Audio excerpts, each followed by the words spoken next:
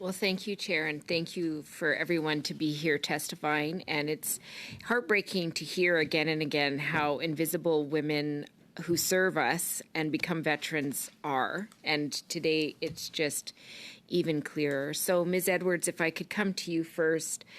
You said in your statement that 6.7% of CAF members who have been pregnant while serving have received specialized physical training, have not received specialized physical, or have received it, meaning a large amount have not. And you expressed shock at this. Can you explain why you were shocked? And I hope you can tie it into your earlier questioning about peeing yourself. And I'm just wondering if you can clarify, is there specific interventions, health interventions, that could help with this for serving members? And how is this documented so that it can be understood when women become veterans? Okay, you'll probably have to ask me that second part again. Okay. But the first part, so why was it shocking that only 6.7% received specialized exercise support? The Canadian exercise guidelines during pregnancy, or guidelines for physical activity, came out, and that was a first in the world. And actually, our physical activity guidelines during pregnancy have been adopted by a number of countries.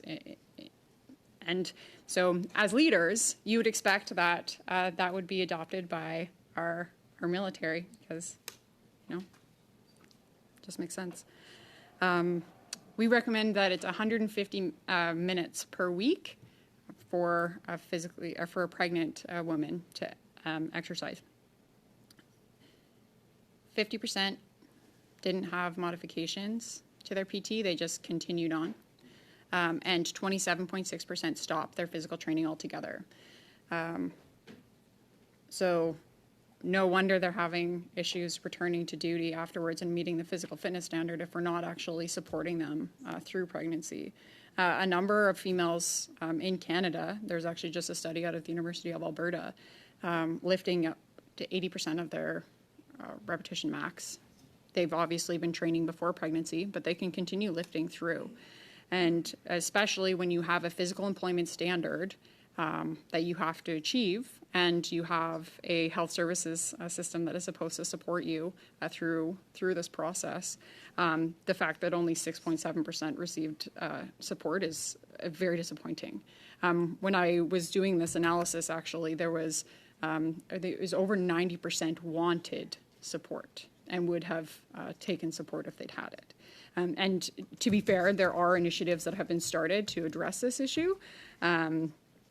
But when we're talking about veterans, we can't look at what's happening now. We have to look at the systems that were in place while they were serving and how those systems are affecting their physical health now. To talk about the urinary incontinence and pelvic floor, there are a number of different things we can do. There's pelvic floor physio, which is quite common, and you don't just have to have had a baby to need or a benefit from pelvic floor physio. But this does treat and greatly reduce the symptoms of pelvic floor dysfunction, whether it be pelvic organ prolapse, fecal incontinence, or urinary incontinence. And you can do those during pregnancy, and after childbirth, it also assists. And so my next part of that question is that being properly documented so that when they become veterans, they can claim on that?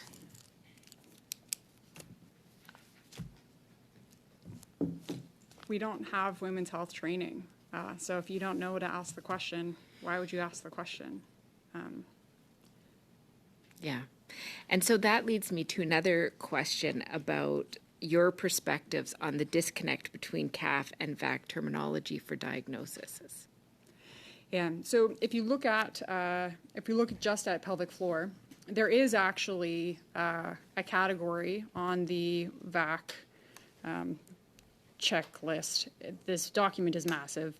But they have tables of criteria of, do you fit this, do you fit this? But I don't know anyone who's actually successfully put in a claim for this. And the reason being is we only, research from the Adama Lab, just got published in the last year on the pelvic floor dysfunction in the Canadian Armed Forces members. If you're a non-commissioned member, so if you work as a vehicle tech, for example, you're in and out of your vehicle quite a bit, they're at a greater risk of sustaining or experiencing pelvic floor dysfunction, regardless of parity status, so regardless if they've had a baby or not. And then if they have had a baby, their likelihood of experiencing at least urinary incontinence is pretty high. If you're relying on data and research to make these case claims, we haven't had any. And if you look at other nations, the argument could be made, well, it's another country, their occupational demands are different. So, and which is either there's no research done and that's the excuse that's been given, or it's, well, it hasn't been done on Canadians, but it's been done by them and it might be the same, but not. So.